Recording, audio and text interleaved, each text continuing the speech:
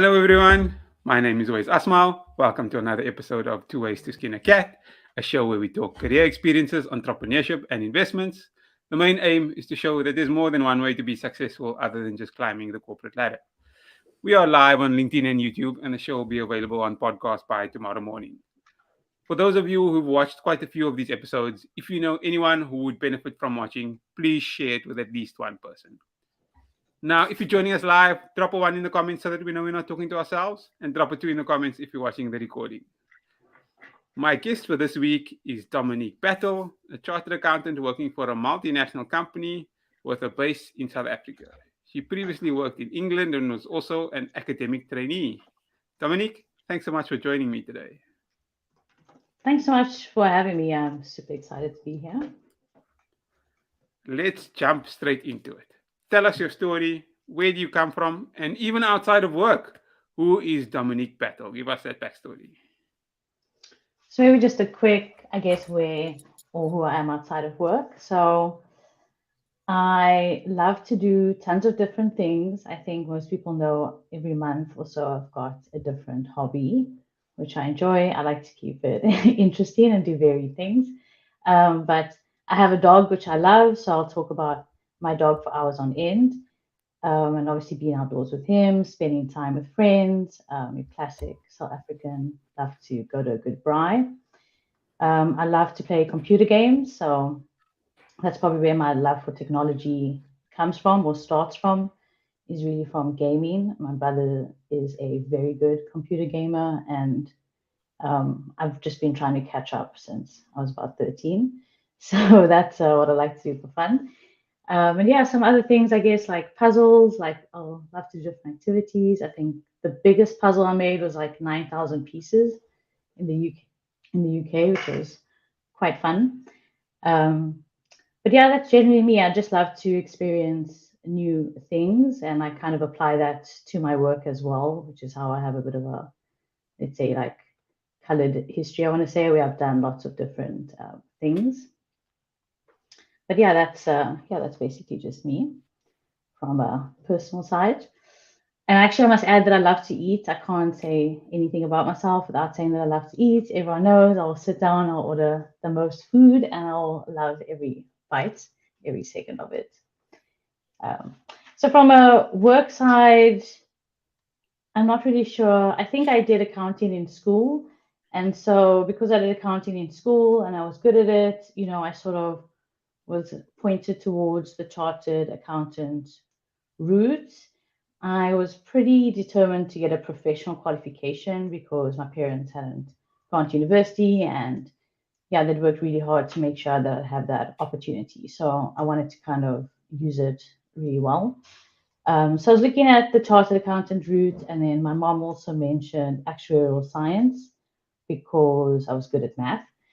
So in deciding between the two, I looked at what you do at university, and I saw that basically if I started in chartered accounting and changed my mind, then I'd have to like repeat first year.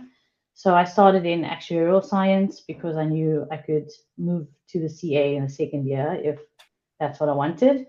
That was what I wanted. So because I spent the year, I enjoyed all the courses that we did. It's more intensive math, more intensive statistics, but I spent that time, I'm fortunate enough that my mom worked with actuaries and CAs, and she's a very well liked person. So she was able to arrange tons of meetings. And I basically spent my first year meeting with actuaries and CAs, asking them how they got to where they got to and about their journey.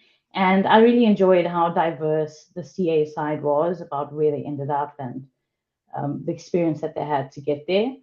So after first year, I moved to chartered accountant. I was still like hedging my bet, so I did a finance, like Bachelor of Business Science with finance with honors, just in case I wanted to do finance. I did not want to carry on further with hectic finance. The honors year was good, but I remember I came home from the exam crying, like, I was never too 100% with what I was doing or whether or not I was doing the right thing. And then I did my postgraduate diploma in accounting. So all of this was at UCT. And then During that time, I wanted to make money as well on the side. I think a constant hustler is how I might describe myself. So I tutored like privately and with the university, and then after postgraduate diploma in accounting, it was sort of a natural choice to give the academic traineeship a go, which is where you can spend your first year of articles at university lecturing. And yeah, I lectured financial reporting for that year, and that was really good. It was a challenging year, I think, for the university and for the students, because Fees Must Fall was starting like at the end of my GDA year and throughout my academic traineeship year.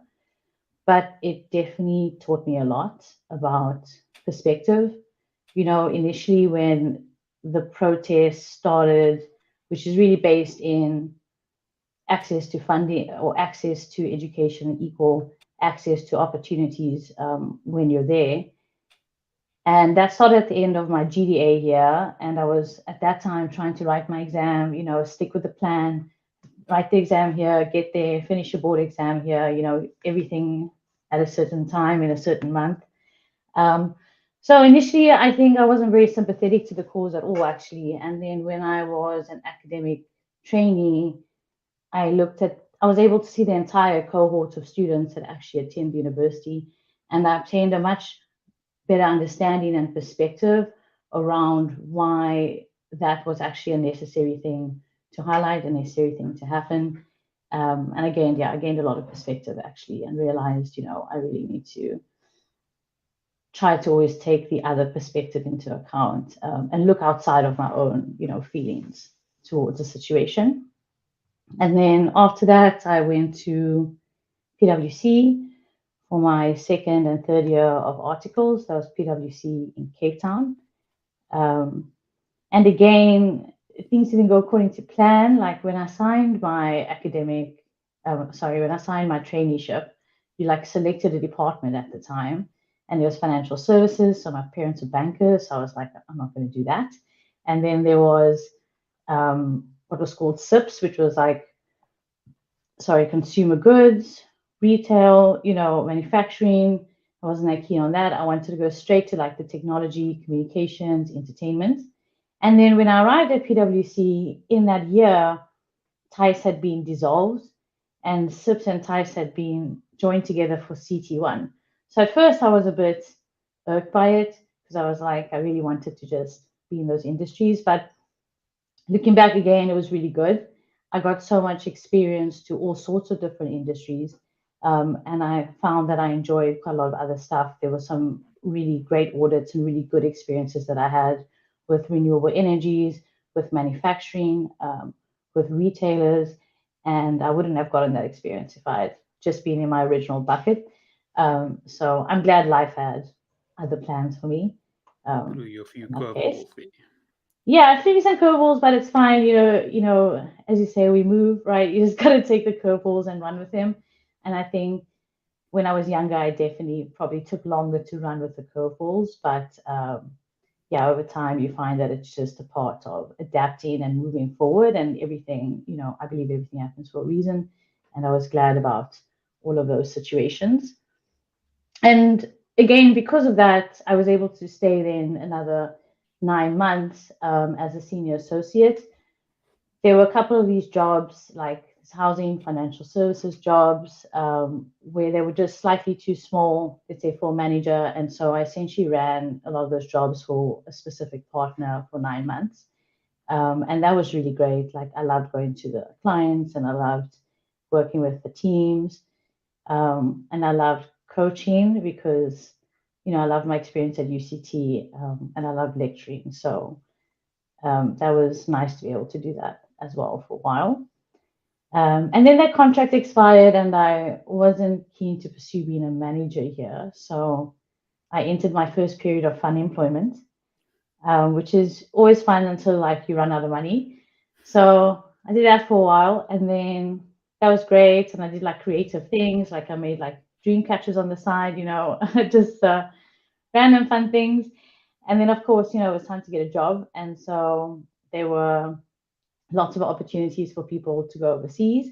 And so I thought, well, obviously I did the senior associate thing here. I'll just go and do it there.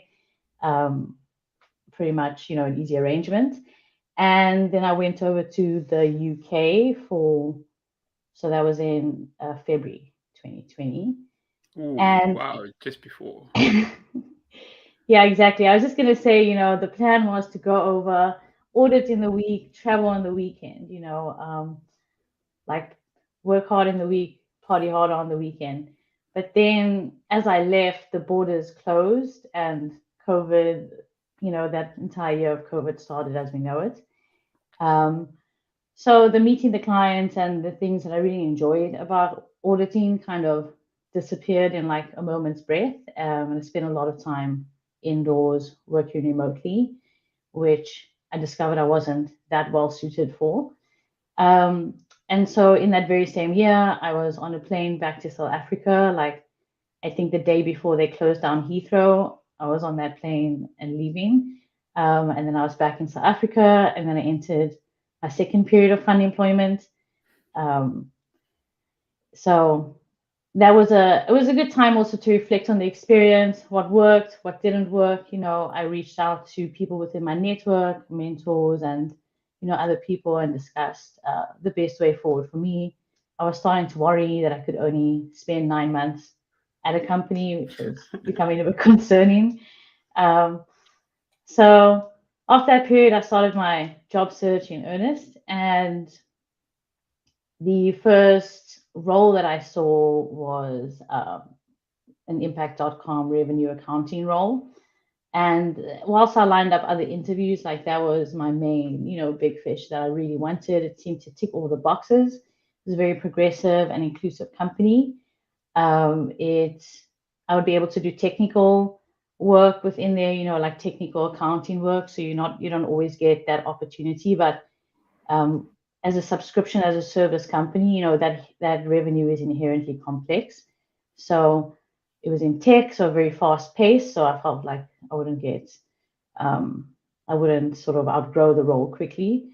And yeah, it just overall seemed to tick all of the boxes. And once I had my first interview, I was pretty much hooked. Like I loved the people. I loved the people that I chatted to. And I haven't looked back since. So now I'm thankful to announce I went past the 9 months, been there for 2.5 years. So it was a good fit. Um, and yeah, now I'm spending a lot of my time problem solving, it feels. But definitely, yeah. So doing the revenue accounting for this software as a service company, all the associated streams related to that.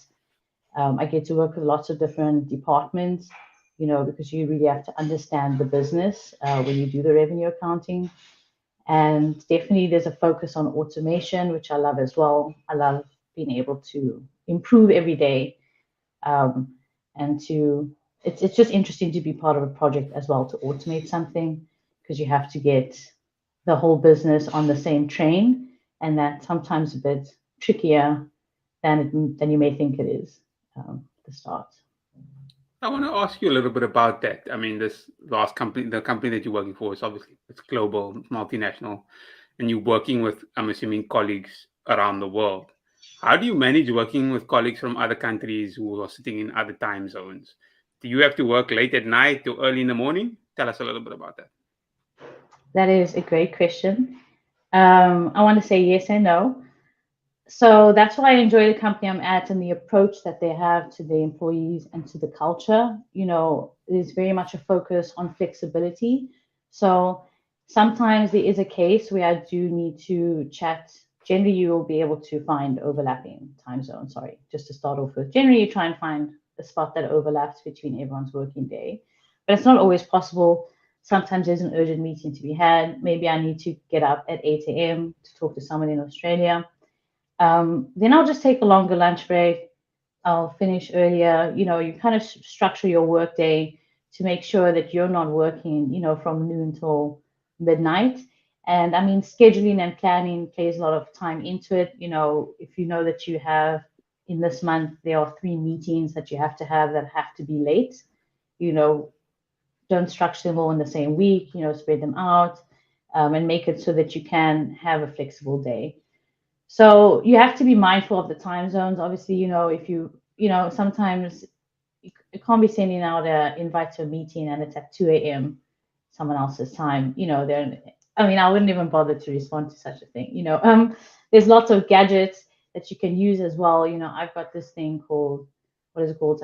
It's called Savvy Time, and it's got like a little slider, and I basically say, okay, 4 o'clock South Africa, and then I can see that's the time in Singapore, that's the time in New York, that's the time in Sydney. So it's just being mindful of the time zones, but no, that the idea is not that you work from noon until midnight. And if I do, people will make comments about if everything is fine because I'm online like all the time.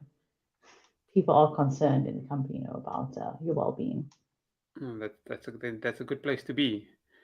And I'm assuming also working with a US or international company, they've got US bank holidays, and then you have Yeah, SA public holidays. Do you take your public holidays in South Africa, or do you take the US bank holidays? How does that work? it's a great week forward because we have like a global company holiday on Friday that we're taking. But again, I think that this company has a very good approach. Even with the remote working, there's a weekly huddle for company communications and everybody to just get on the same page. And there's like this calendar of every single holiday, every religious holiday, and to be mindful of those colleagues. So generally, we wouldn't get US public holidays, we'll get South Africa public holidays. The US will get their public holidays, but not ours.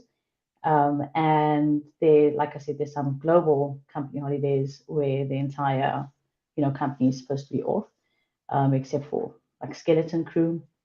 But I think they definitely communicated very well, and it's also very nice when you've got such a clash of, or not a clash, but a mix of cultures and diversity. That in that weekly huddle, they will announce the holidays, but not only the holidays, but what they mean as well, and explain, and also have people from that culture or that religion explain the holidays, um, which is very helpful and, yeah, informative. Have you had opportunities to travel yet, or have you been purely based in With South Africa? With the company, no, I've been purely based in South Africa, but nudge, nudge, wink, wink, if the VP is watching. But they did get me my US visa recently, so Good start, because it takes a while. so that I'm available, to go if need be. But definitely, other people in the company have traveled with the company. They've gone to, like, we have this, it's called the IPX, so it's like a partnership experience conference. There's one in London, Sydney, and in the US as well. And so some managers and directors went over for the US one.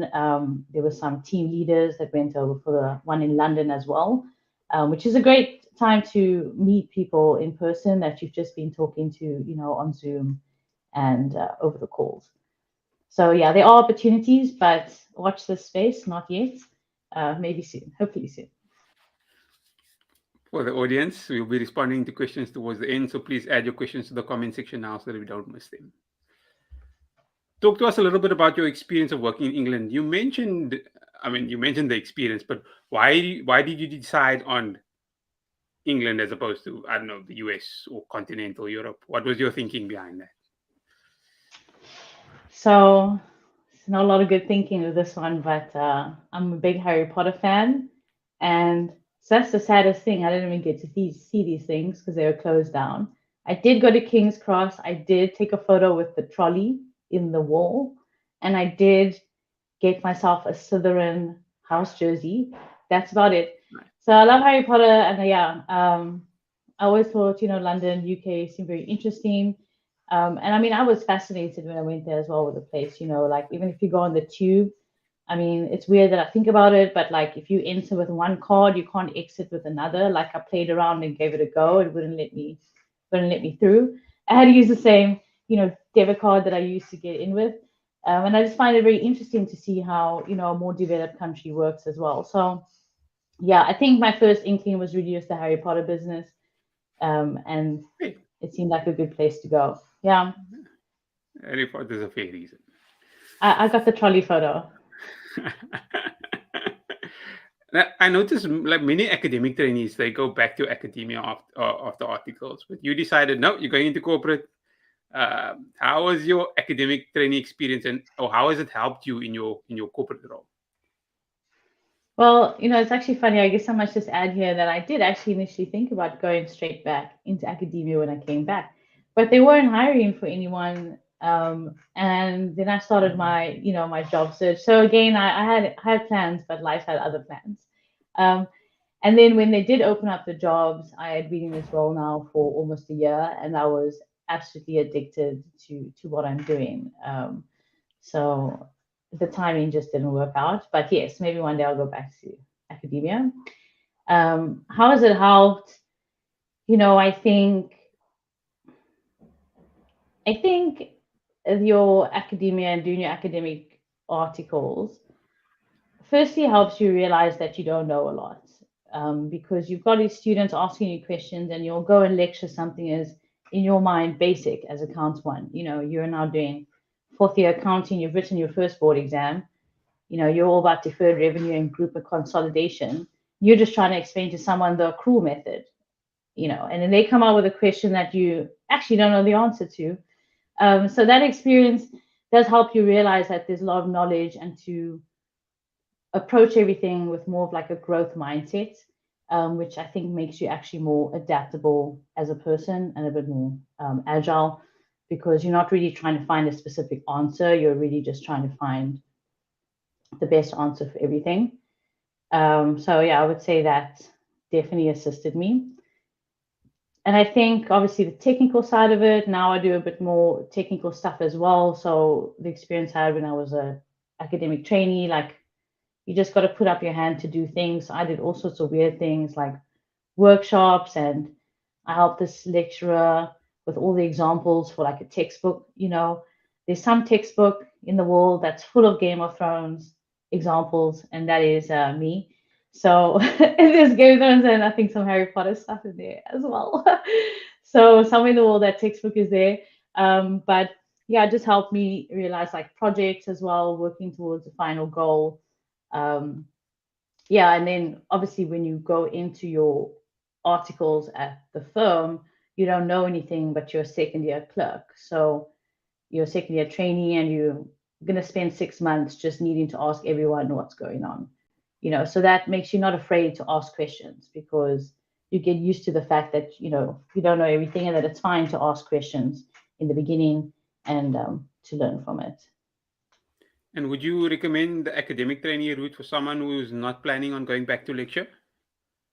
Of course, like there's lots of things that I've said that I've done that didn't work out for me, and I would recommend all of them to anybody that has the opportunities to do it, because you never know what you are or not going to like.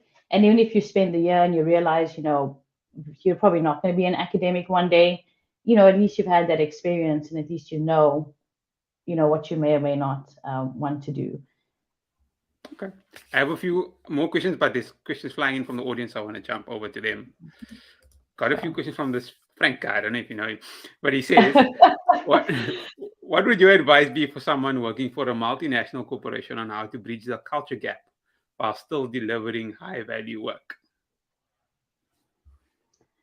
Well, that's quite an interesting question. I was quite concerned Frank would come with some hard-hitting questions, because every month that he stands up and does a meeting with us, I've got a lot of hard-hitting questions for him. So touche, Frank, on that one. Um, so I think the first step would be to acknowledge that culture and the culture at work, as a whole, 100% supports the objective of delivering high value work. When you have a team that works really well together, when you have a team that respects each other, and a team that celebrates each other's cultures, um, you find that people put more effort in, or not put more effort in, but the output of the work naturally just elevates on its own. In terms of bridging the culture gap, my answer is always that you got to have socials, or have social experiences that's not necessarily in work or deadline time when people are stressed. You want to, outside of those periods, take people outside of the work environment, and have a social or some kind of thing that bridges the gap. So I do like the fact that Impact had like a Women's Day thing the other day at work, and they're always very mindful of the cultures and communicating. I think communicating and having an understanding is really the best thing. Giving people an opportunity to speak about their cultures, like I enjoy that when it's Ramadan, an Impact will have someone explain the huddle, what that is, what that means, for people that don't understand or aren't aware of it, which goes a long way. Amazing. Another question from him is, how has your organization done a spectacular job managing a multinational team? So now you're going to teach us. I was gonna say maybe it's gonna be no more questions from Frank after this. No, I'm just That's the joking. last one. I won't give him another chance or not. No. He's allowed to put me in the hot seat because I do it for him every month. He doesn't always get this opportunity. So, how have we done a good job? I mean, to be honest, I think I've been singing Impact's praises a lot. But I mean, mainly a lot of it is about communication. I think having good communication and communicating the things that I've discussed already go a long way of making sure that everybody understands. When you communicate, oh, it's a US bank holiday, then I bear that in mind. Otherwise I'll just wake up and I'll be messaging and emailing people and wondering why nobody's getting back to me. But that doesn't happen because I'm already aware that it's a US bank holiday happening, as an example. I would also say, I enjoy the fact that Frank makes a very big effort to ensure that there's, should I say, actually, Frank and the overall executive leadership team make sure that there's a lot of travel between the US and South Africa. So, like, I've met Frank quite a few times. That's why he can ask me these questions and throw me all these curveballs. Because, yeah, he's come to visit, and that definitely goes a long way. Even the auditors came over to visit this year, which was great. They don't send me any more 9 p.m. meeting requests. They understand the time zone now.